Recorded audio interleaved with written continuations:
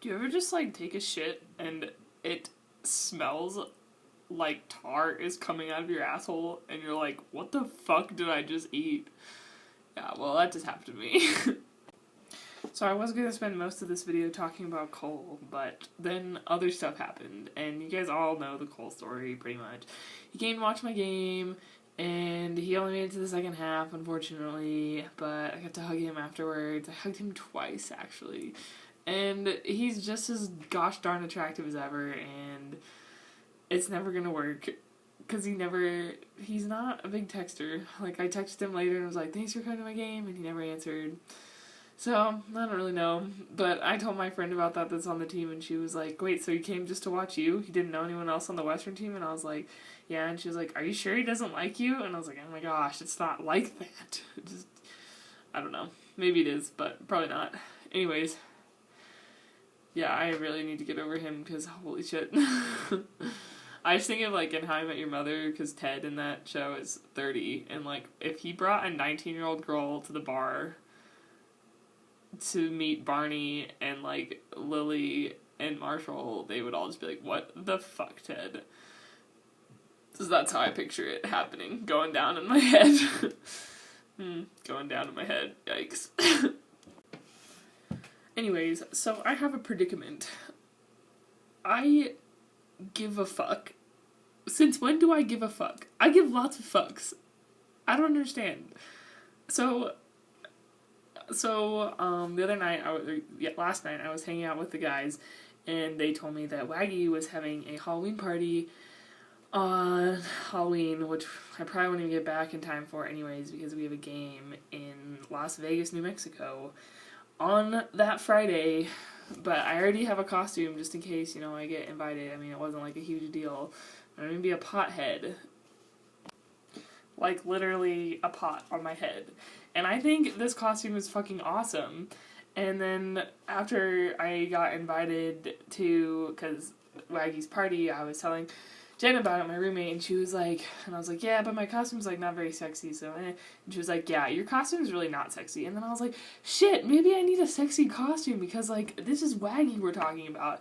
And so then I was on Pinterest last night, like, looking at sexy costumes, and the only ones that I really liked was, like, Risky Business, which if you haven't seen that movie, it's like this classic scene where you basically just wear like a white button-up shirt and underwear, and then tall socks and sunglasses, and that's Risky Business. And then the other one was a piñata, and you just like tape little crepe paper like on you as like a piñata.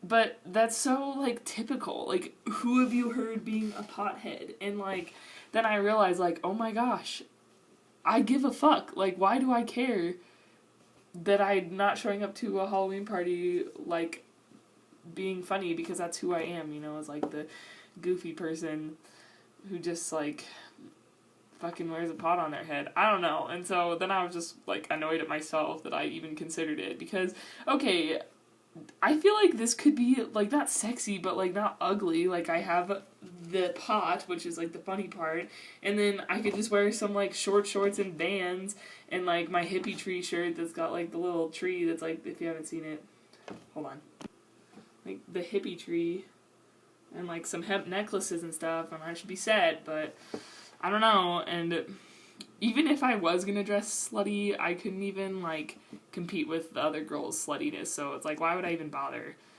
So, I don't know. And then someone said something, I overheard someone saying about, like, they were talking about girls who don't pluck their eyebrows, like, oh my god, that's how you know if a girl's a virgin, she doesn't pluck her eyebrows. And, like, I don't pluck my eyebrows, but, like, I feel like my eyebrows aren't that terrible. I don't know, like I said, I'm giving fucks. Like, when do I ever give fucks? So I need to stop giving fucks. Speaking of not giving fucks, the lady ball strike again. Today, so there's this guy in my film class, Marty, who I sent the pictures of on Facebook, and he's from Gunnison, and he's just super adorable, and, like, he came wearing this giant sweater. It's just, like, it's just such an ugly sweater, but it's adorable. And he wasn't in class all last week, and so he finally came to class this week, and I was really excited. And so I was walking back from class with him to the bus, like where my next class was.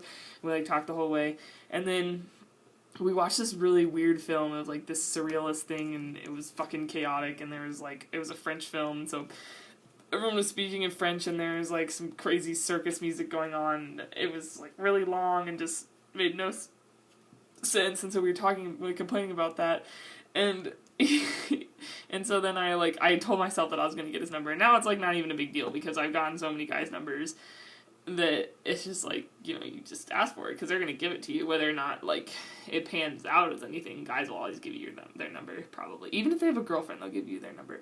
But anyways, and so I was like, well, if you need someone, I was like, hey, can I have your number? I mean, in case you need to, like, vent about the creepy clown music or the creepy circus music or something. And he was like, yeah, sure. And then right as I was getting his number, this other guy walks up that I had kind of been, like, talking to. Like, I don't like him or anything. I just met him on the bus, and he is so annoying. He's in my ecology class, and he's not attractive, and he just, like, he's like an oh-wower is what my mom calls him.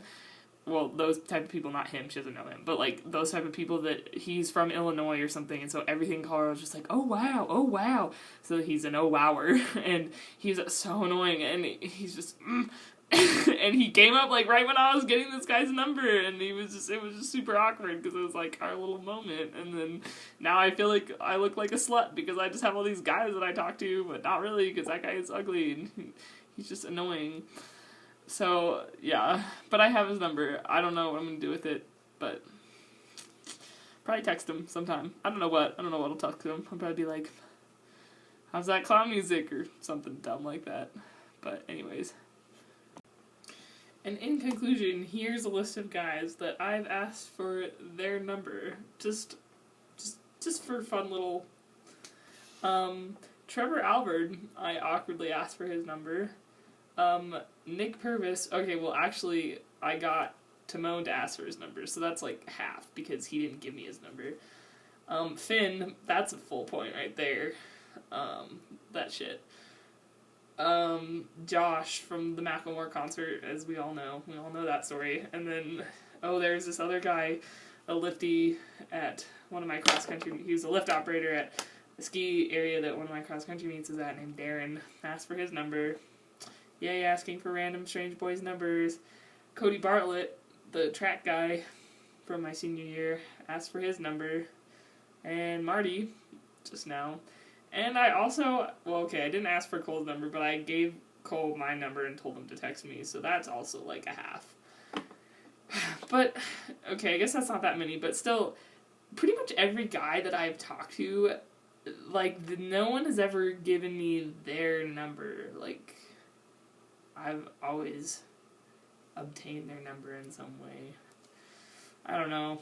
That's just how I roll. And this one girl's like, well, maybe, my friend was like, maybe if you waited for them to ask for your number, then they would. Or maybe that's just because you didn't give them a chance to. And I was like, trust me, if I didn't ask for their number, I would have met no guys ever. So,